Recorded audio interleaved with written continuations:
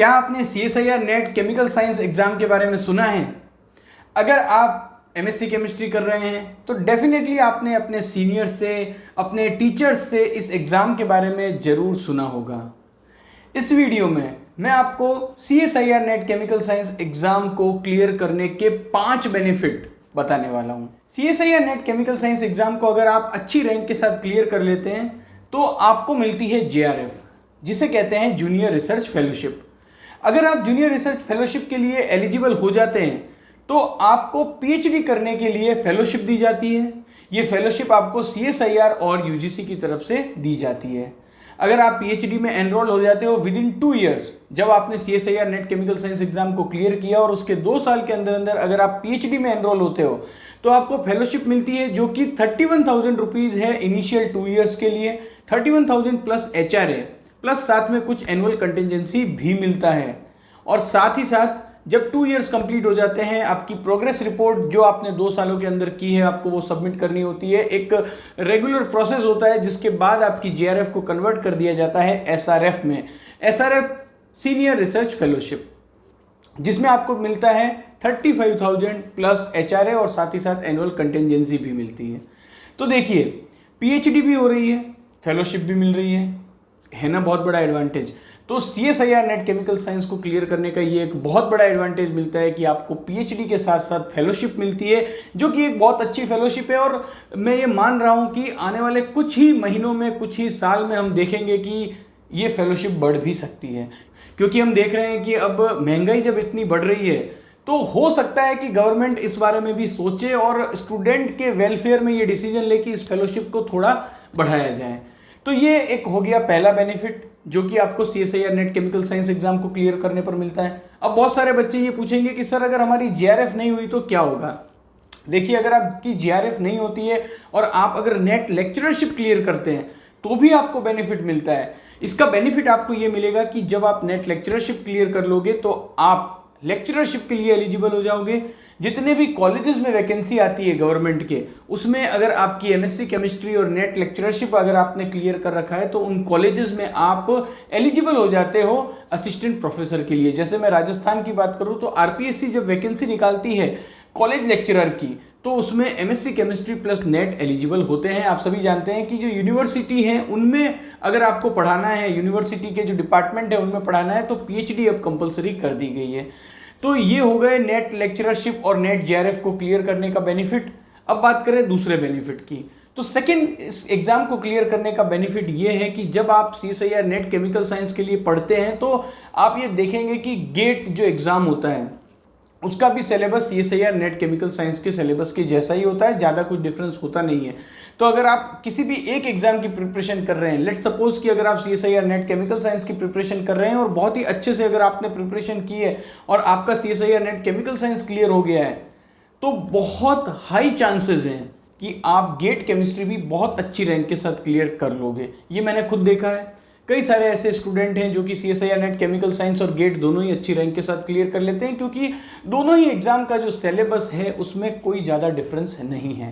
Question के pattern में थोड़ा बहुत डिफरेंस आता है, लेकिन जब आप सब्जेक्ट के जो टॉपिक है उनको अच्छे से पढ़ लेते हो तो आपको फिर डिफरेंट टाइप के क्वेश्चन करने में भी इतनी ज़्यादा दिक्कत आती नहीं है।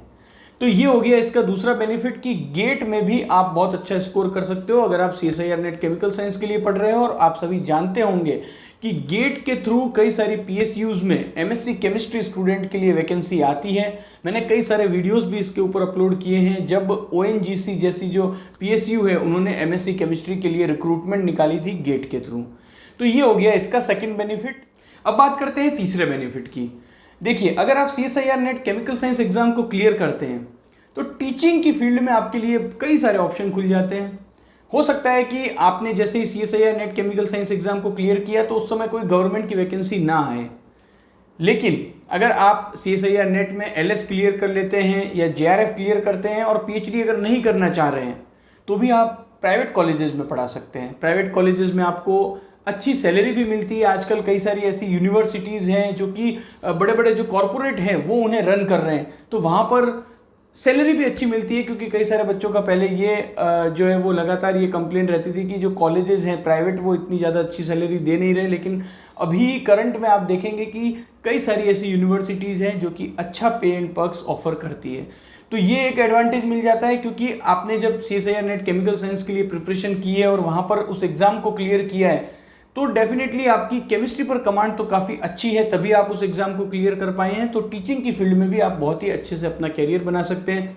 इसके अलावा अगर आप नीट और IIT की कोचिंग में जाना चाहते हैं तो वहाँ पर भी आपके लिए एक बहुत ही अच्छा ऑप्शन ये रहता है, क्योंकि अगर आप MSc केमिस्ट्री हैं और CSIR नेट एग्ज़ाम क्लियर है तो आपको कोई भी कोचिंग बहुत ही अच्छे पे एंड पर्क्स पर ले लेगी, बशर्ते आपकी टीचिंग स्किल अच्छी होनी चाहिए। क्योंकि 11th-12th में जब आप नीट और IIT के बच्चों को पढ़ाएंगे तो वहाँ पर टीचिंग स्किल्स बहुत ज़्यादा मैटर करती है और इस फील्ड में कंपटीशन भी बहुत ज़्यादा है।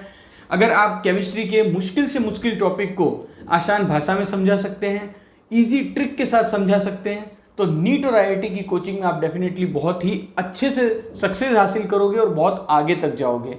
तो आप नीट और IIT की कोचिंग में भी अपना कैरियर बनाने की सोच सकते हैं अगर आप उसमें इंटरेस्ट रखते हैं। तो ये एक बहुत ही अच्छा कैरियर ऑप्शन आपके लिए हो जाता है। अब बात करेंगे फोर्थ बेनिफिट की। तो देखिए, जब आप CSIR नेट केमिकल साइंस की प्रिपरेशन कर लेते हैं तो आप, मैं ये कह सकता हूँ कि उस सब्जेक्ट के मास्टर हो जाते हैं। केमिस्ट्री पर आपकी कमांड बहुत अच्छी होती है। जो भी student just CSIR net chemical science exam को क्लियर करते हैं तो उस समय तो काफ़ी अच्छी उनकी जो है वो सब्जेक्ट पर कमांड रहती है।